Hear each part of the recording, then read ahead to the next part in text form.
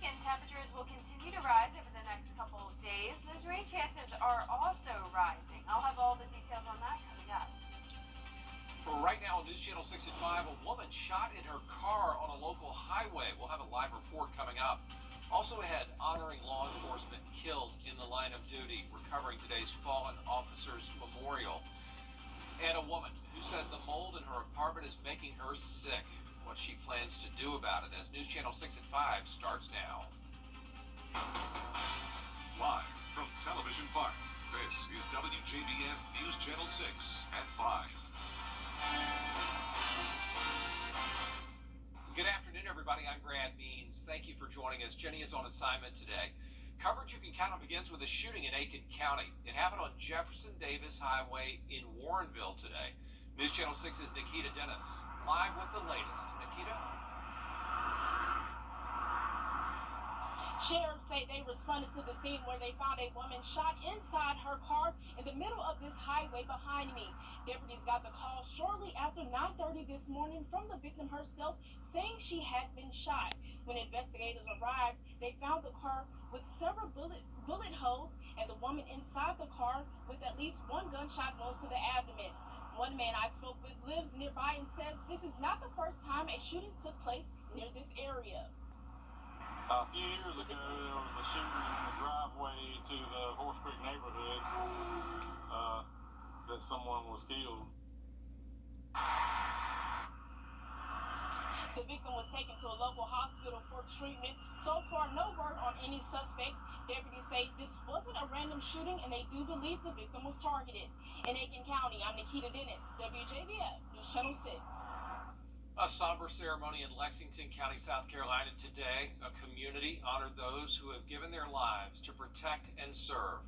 Here's News Channel 6's Aiken Bureau Chief Sean Cabbage-Stock. Those illusions were shattered April 24th when your brother Drew Barr was shot, when he was murdered in Casey, doing his job responding to a domestic call. Dozens of people from law enforcement and the statewide community gathered to show their respects for those who wore the badge every day and took the risk and made the ultimate sacrifice in Lexington County from 1897 to 2022.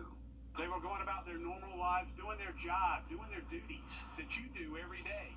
17 names are etched in stone, just like they are in the hearts of many left behind. They stood their watch, and they passed that baton on to you. The memorial shares the story of fallen officers from the police department, sheriff's office, and other agencies. No names have been added since 2005. Casey Senior Police Officer Drew Barr's name will be there later. He was shot because he was one of you. If he had been a private citizen, he wouldn't have been a target. There were several speakers from the solicitor to police chiefs and the sheriff, all asking officers to think about why they do what they do. And we know you're going to come. Because you have to. It's who you are.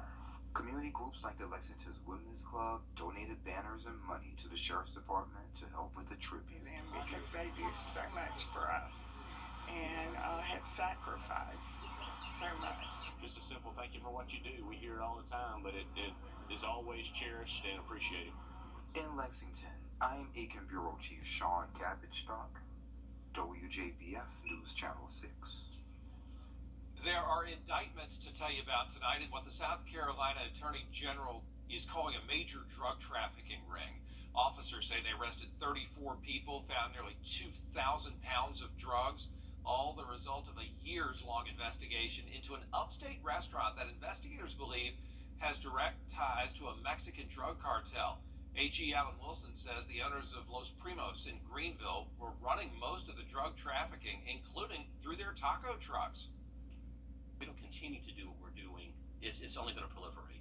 And so that's why we hope that this will have a deterrent effect.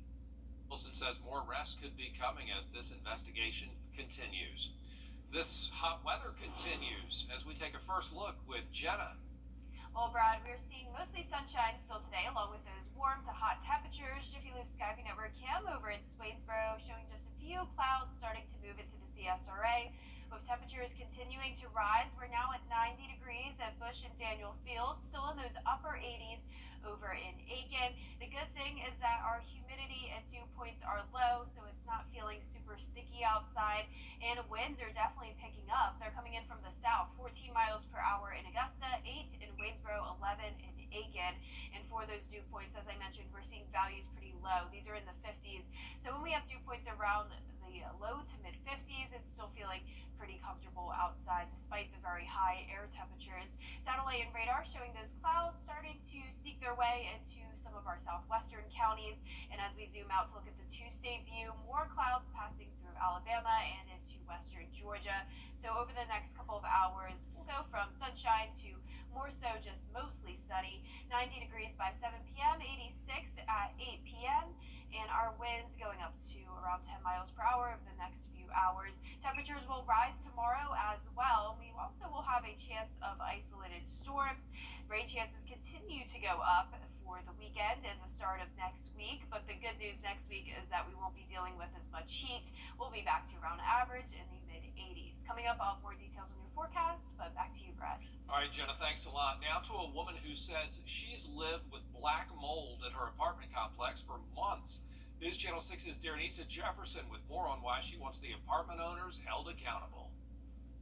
We just basically, wanted an apartment, a safe place to live. For months, Melissa Kilgore says she lived with black mold at Springhouse Apartments. It's just been a nightmare ever since. She's had health issues, Skin, irritations, hair loss. resulting in piles of medical bills. Your medical bills, they're still coming in. You still have to go to the doctor. I still have to take my daughter. I have to take myself because we have to try to continue to get better. Kilgore says a code enforcement inspection deemed the apartment unsafe to live in inside Springhouse Apartments on 2 violations.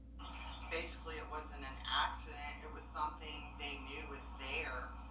The inspection found an improperly installed air duct was creating moisture that Kilgore believes led to her breathing in black mold from her AC unit. Black mold just doesn't appear overnight. It's something that continues to grow. Other molds grow with it, and it just becomes the perfect storm. Kilgore says now she wants the owners of Springhouse Apartments to be held accountable. This isn't right. I would be held responsible if I did something like this. So what makes these investors, landlords, any different? Their bank account? I just want someone to change this. We reached out to Springhouse Management, but they have declined to comment. Kilgore is seeking legal action against the company that owns Springhouse Apartments. In Augusta, Denise Jefferson, WJBF, News Channel 6. Well, there are several parks in Augusta being recommended for closure by the rec department, and they're going to get some visitors this week, like Hickman Park, one of 9, set to be toured by commissioners tomorrow. They're going to some of the parks on that list of potential sites to be closed. They'd be shut down to save money. No, I'm not aware. I would hope that it would stay open in some form or fashion, and that would continue to be used for a park we love, Imagination Station 2, multiple friends who attend there. So, yeah, hopefully we can continue coming here. The rec department says most of those parks on the tour are underused, not owned by the city, or have high maintenance costs. Early voting for the Georgia primaries in our area, just head to WJBF.com. A new program in Burke County is teaching inmates how to grow food, but it's about so much more than just gardening. Here's News Channel 6's Bria Smith. While the end goal for this project is to provide fresh produce, the inmates have learned more about working together and gaining life skills. Burke County Detention Center counselor Patrick Finney began this program with the idea of showing the inmates how they can be a part of something bigger. We wanted to get the inmates outside and get some fresh air, and I thought about the green project that would help inmates develop accomplishment skills, a sense of purpose. Growing things of God take patience. So a positive outcome was what I was looking for. Then he says he hopes once the inmates are released, they're able to continue carrying out the skills they learned with Project Green. In Waynesboro, Bria Smith, WJBF News Channel 6. Richmond County's Board of Education approving a brand new K-5 school in South Augusta. Southside Elementary will replace Rollins Elementary. They'll tear that down. And the new school will hold 800 students with the ability to expand to 1,200. Construction could get underway within the next couple of months. The Richmond County School System also thinking about buying a new software program to investigate threats made on social media. This would help conduct forensic studies and digital imaging. It would also trace smartphones, computers, tablets, and cloud software. Even if somebody makes a threat online and then deletes it, the new software can still track it. No word on when that new software will be installed. This is Mental Health Awareness Month, with the focus turning to children. A look at the efforts in our nation's capital to help young people. Next.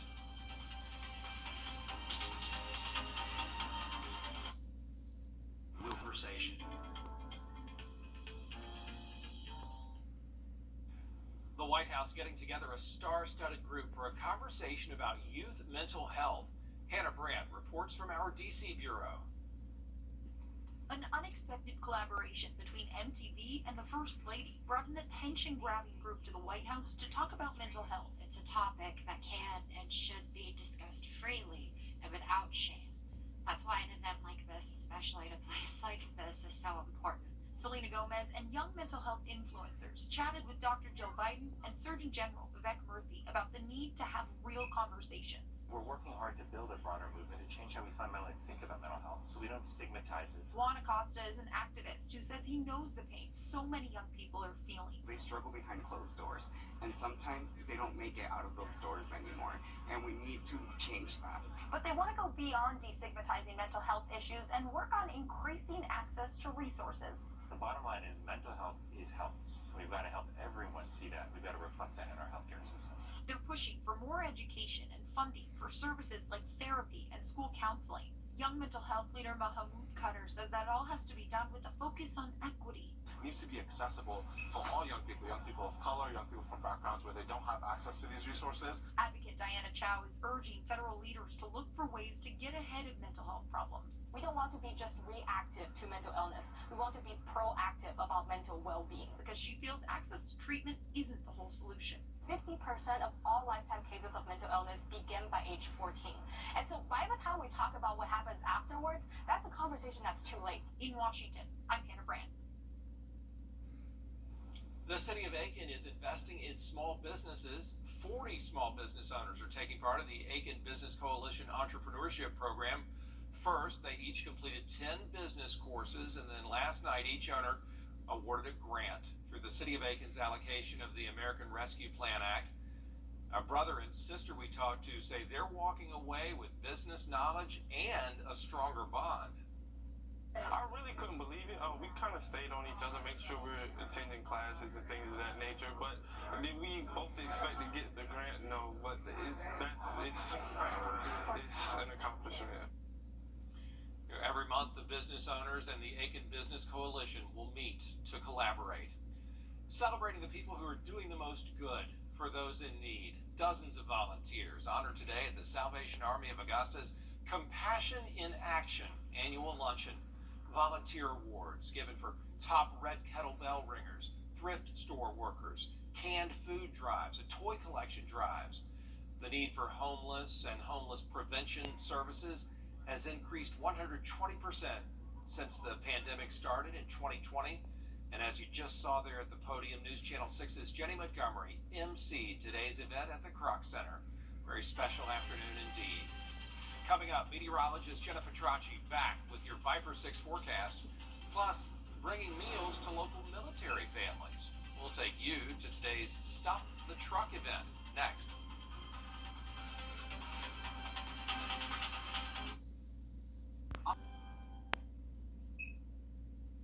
Now, your most accurate forecast with WJBF Live Viper 6. Good Wednesday evening. It's a hot day across the CSRA with a lot of sunshine. Jiffy Lube Skyway Network Cam over in Aiken showing mostly sunny conditions outside with temperatures climbing into the low 90s. 90 degrees right now in Augusta with wind speeds picking up. Those are coming in from the south, 14 miles per hour now. 52 as our dew point, and humidity, fortunately, is very low, 28%. So that's making that heat a lot more tolerable. Notice our feels like temperature is 88. So at least That feels like temperature is not any hotter than the actual air temperature. And right now around the CSRA, a lot of us are at that 90-degree mark.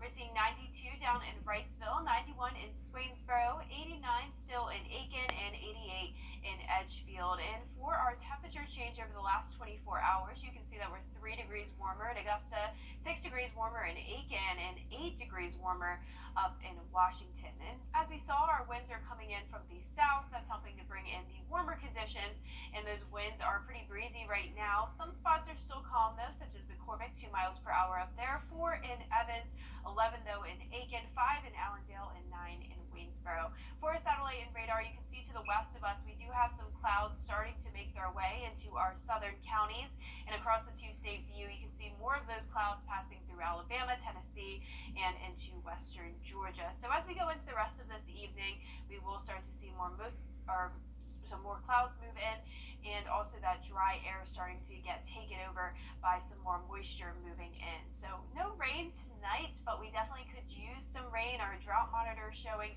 dry to moderate conditions throughout the majority of our area, and even a severe drought just to the south of Screven in Allendale County.